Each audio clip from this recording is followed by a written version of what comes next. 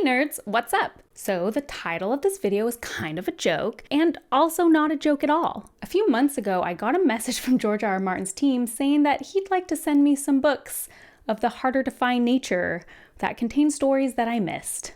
Yes, I did think this was a scam. However, it was real.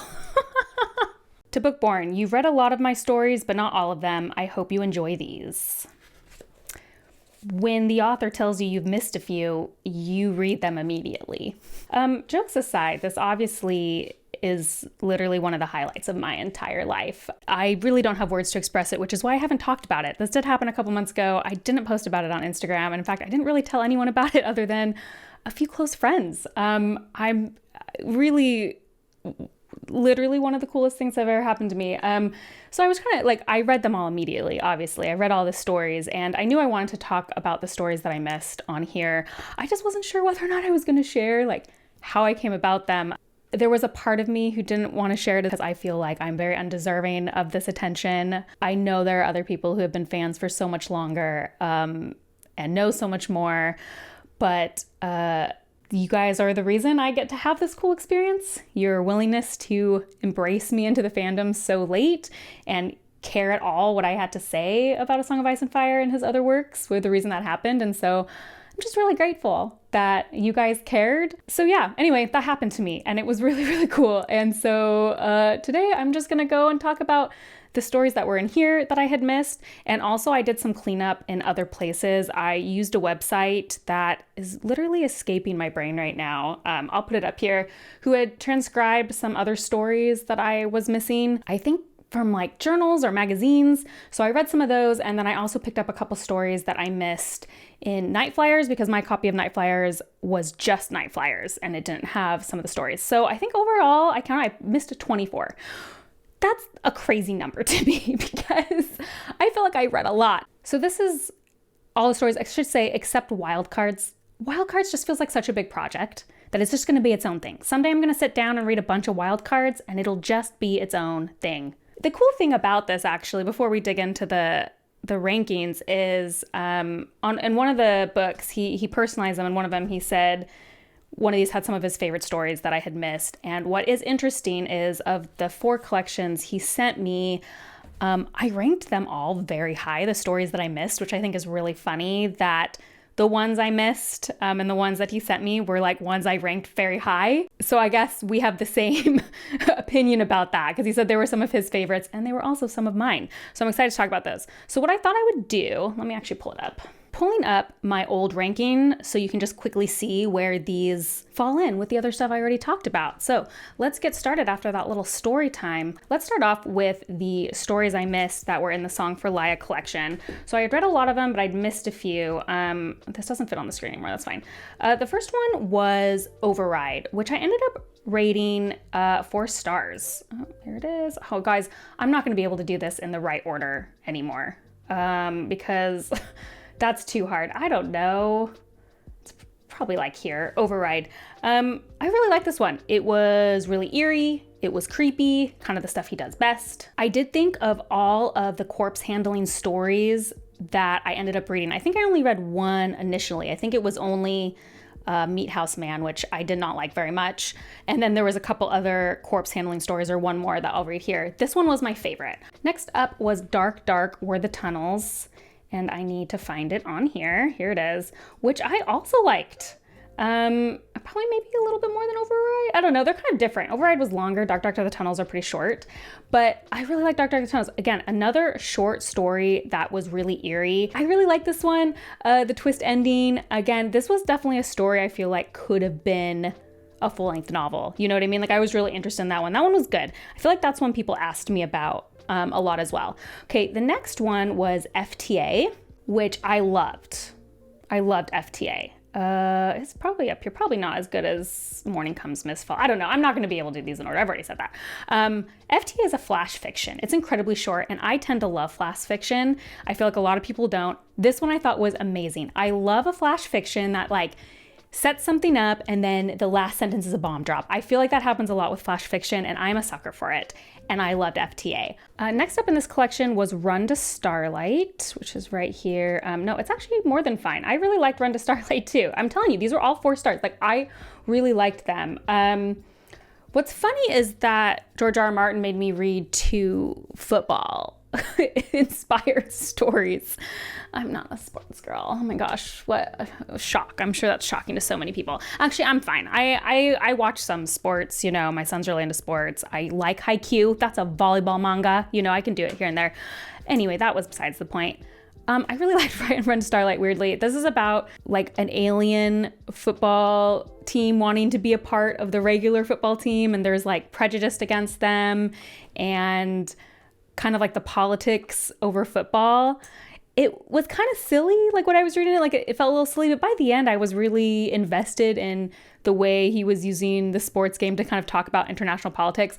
I won't say it's like the craziest best story, but I really enjoyed it. And again, I just thought there were some interesting things you could talk about. I'm always about a short story where there's something you could talk about in it. And then finally, to finish off what I hadn't read in A Song for Laia is Slideshow, which was my highest rated of all of them in this collection, 4.5.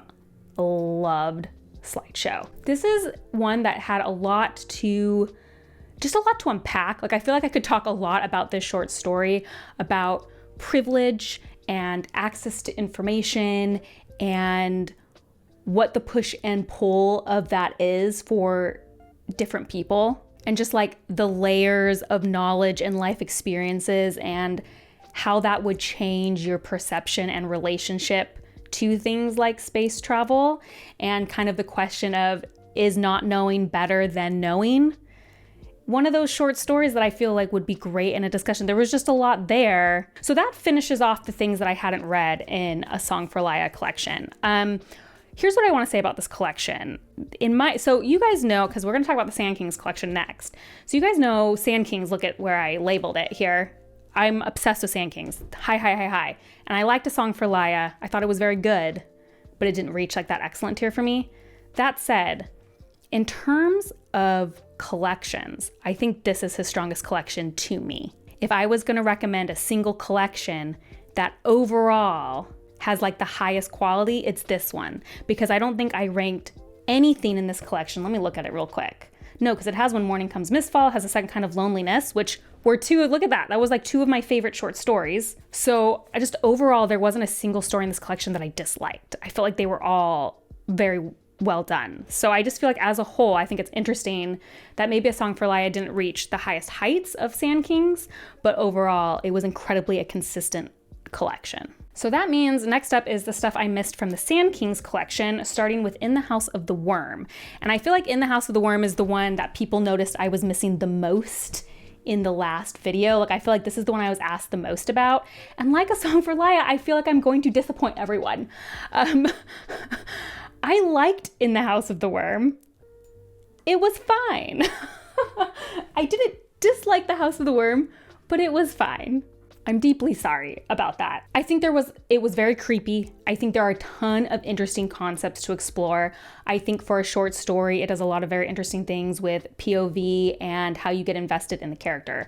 So I think there's a lot of good there. For whatever reason, the story as a whole wasn't as impactful for me when I read it. It didn't make me necessarily feel the strong emotions some of the other short stories did. And it also didn't make me like ruminate a lot after. Like, some of these short stories maybe technically like weren't as interesting or well written, but I thought about them for a long time after. Like, that's like FTA. I thought about it for a long time after. I had to take a second.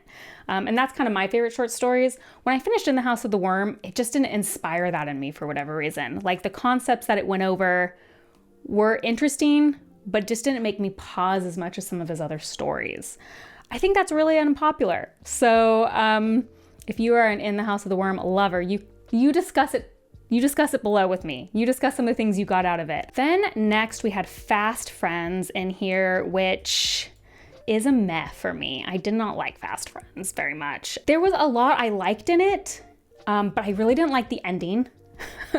The ending kind of bothered me. I don't know, maybe like I wanted it to be him to be more of a villain in the end, which I don't know what that says about me. There was just a lot of this guy is in a relationship with kind of this fake thing that's described as childlike a lot. And here's the thing.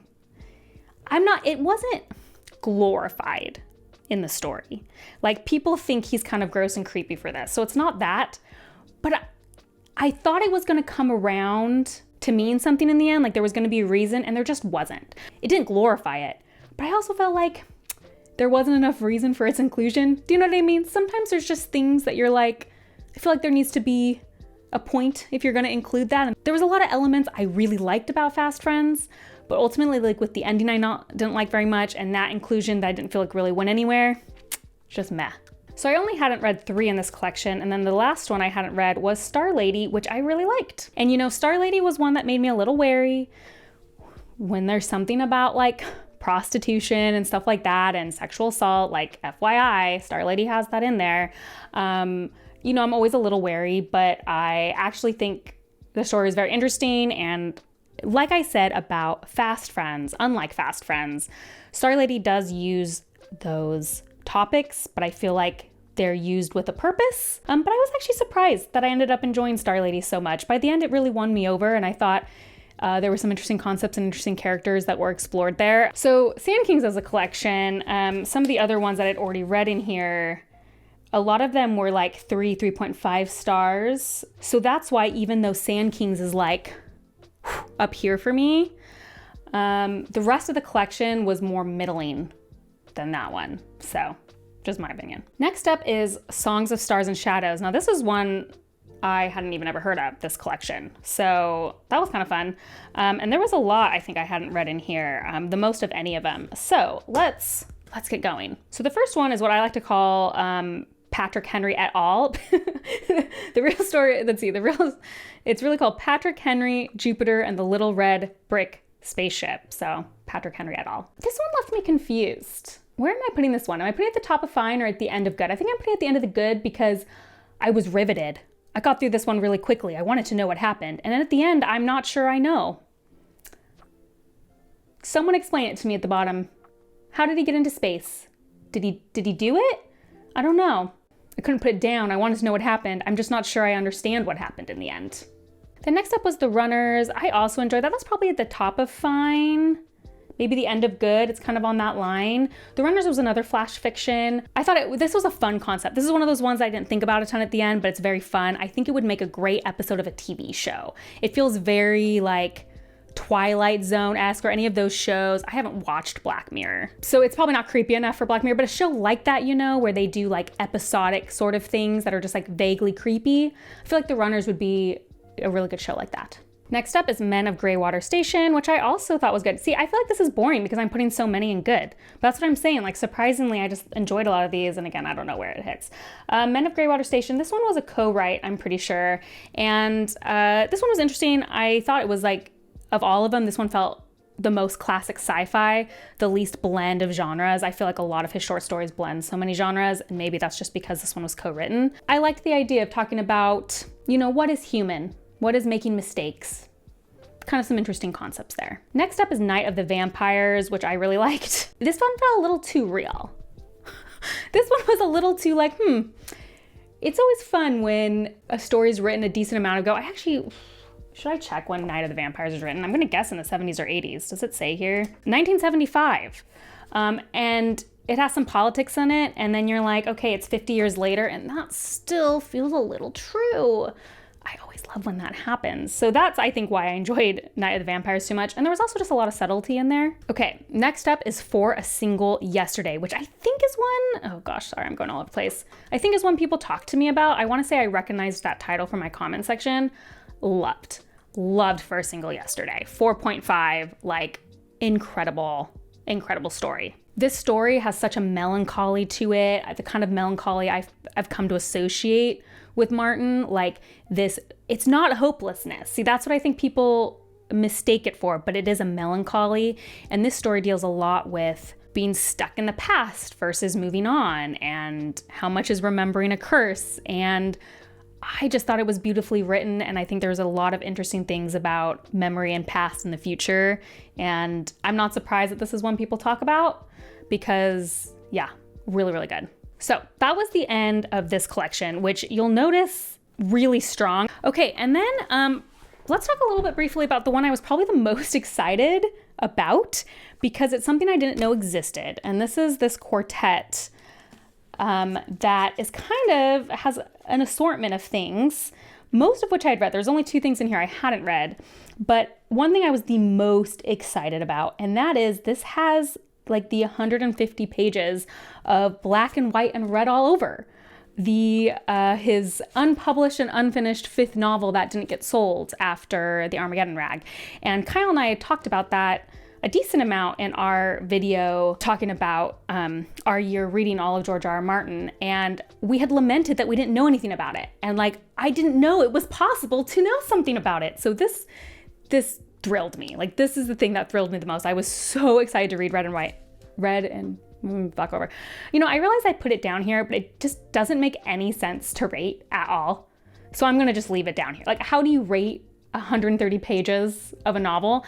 Highly enjoyed it though. Do I think it's a novel I would have liked reading? Yes. What I was really surprised about, I'm getting overexcited.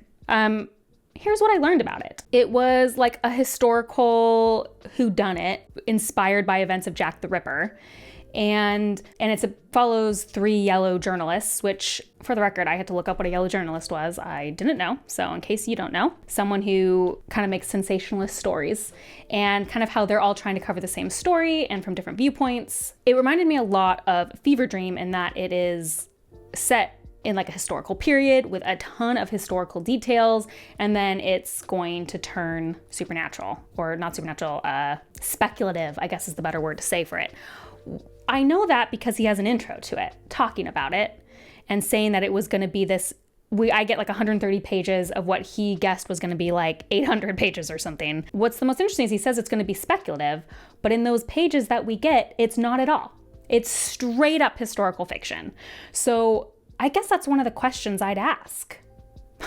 I'd ask, when was the speculative going to come in and how? Like, I'm curious. But I actually highly enjoyed it. I really liked the beginnings of it. I was invested in what was going on. So that was the most exciting thing for me to read. So in terms of just my own excitement, ranked very high.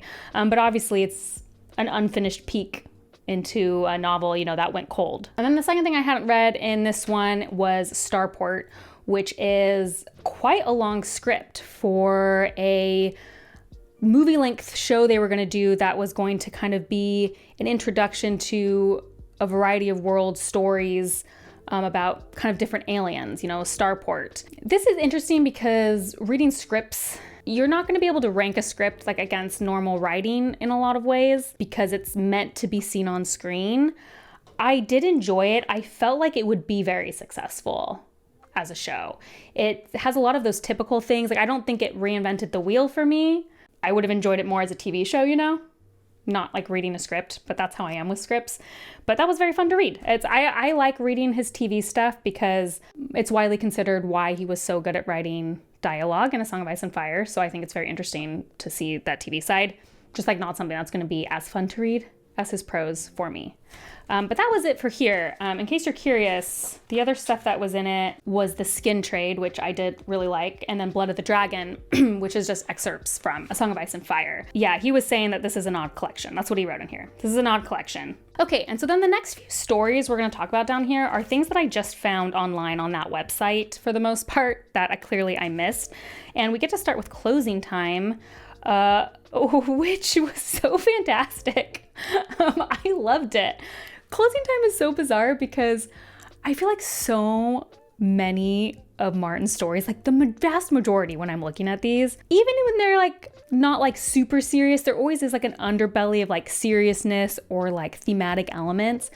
This one was just literally hilarious. It starts what you think is going to be like super serious, and then it just is funny. And I thought it was quite delightful. It's very short. Highly recommend if you are someone who's read a lot of this stuff and you've missed Closing Time. This is the one I found online. You can find it online to read for free at that website. I recommend it. Loved it. Let's talk about the next football thing, related thing you made me read, which was the last Super Bowl, which I enjoyed. I also thought that was good. The thing about the last Super Bowl, it's one of those stories that maybe like it's itself not like the most exciting thing to read, but the conversation it could spark is so fascinating. I really thought a lot about that quote from Ursula K. Le Guin, which I'm not going to say perfectly. Maybe I'll put it up on the board, but it was something like, science fiction isn't predictive, it's descriptive. And that a lot of times people want to say that sci-fi is supposed to be predictive, but really it's just describing what's currently happening.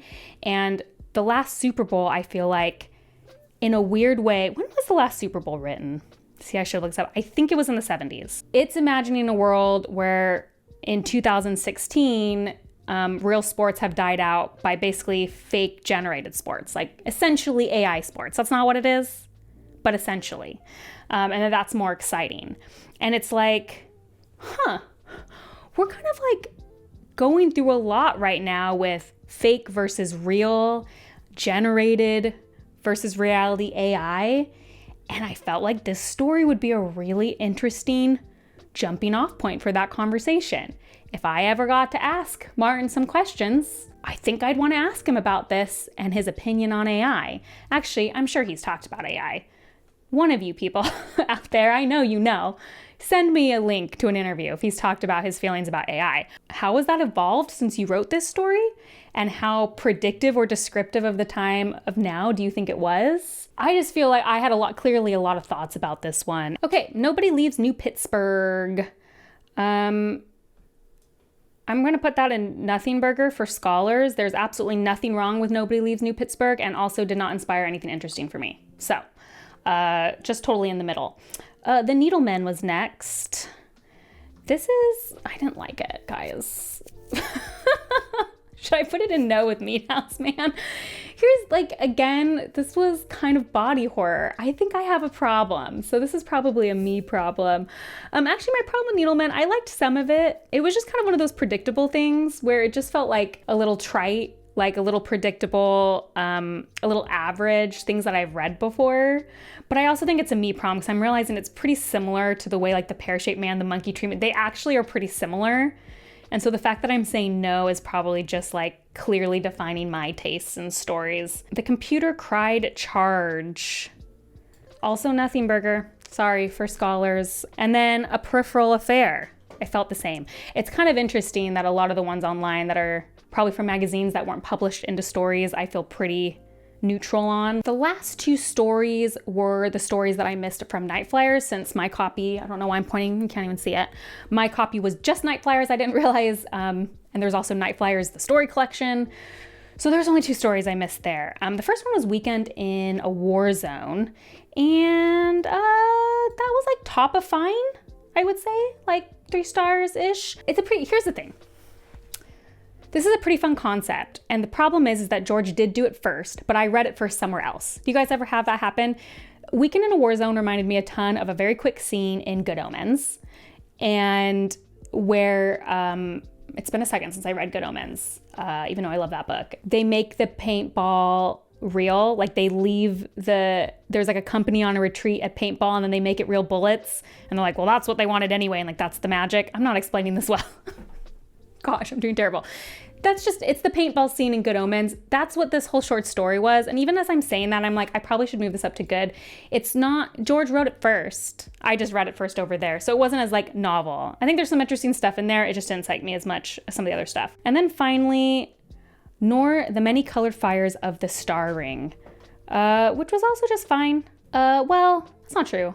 It's between good and fine, probably. This is one of those I just wanted a little more of. The first part I was really taken in by, actually. I really loved the first part of it. There's kind of this character who starts having this existential dread about this portal they've opened, and this portal has opened into literally nothing. They've sent in space. They've sent probes into it, and these probes have been moving for years at almost the speed of light and have not run into anything. It is literally nothing. And it's this character who, most of the characters aren't affected by this, but this one character really is. And I was on his side, because I was getting creeped out. But the ending just like didn't necessarily land a ton for me, although as I'm talking about it, I'm gonna move it up to good. That's what always happens. As I talk about it, I'm like, I guess I did like it. I kind of just wish it went on longer. Like I didn't quite understand how the ending wrapped it up, but I did think there were some interesting concepts. Not my favorite, but definitely worth a read. Okay, that was 24 more stories that I'd missed. I really think other than wildcards, I've kind of read it all now. I know there's gonna be someone in my comments that's like, you forgot one. And I'll read it, I'll go search it out, tell me where to find it, but I probably won't make another video. I feel like I've covered most of it for now. The universe likes its little jokes because while I was editing this video, I did indeed already find a story I missed. So cool. Night at the Tarn House. It was fine. So I hope that covered some of the stuff you guys were missing. Let me know some of your favorites. Again, I loved hearing when I was so off. Like a couple of my ratings last time were way different than like the consensus, which I always love hearing. If there was something I convinced you to read, if there was a story you'd missed. And thank you guys for being here. Thanks for supporting me. As always, if you like this kind of content, please like and subscribe. That's the best way to support me. And if you want to see what I'm currently reading as well as other nerdy rants, you can check me out on Instagram at bookborn.reviews. I'll see you next time. Bye.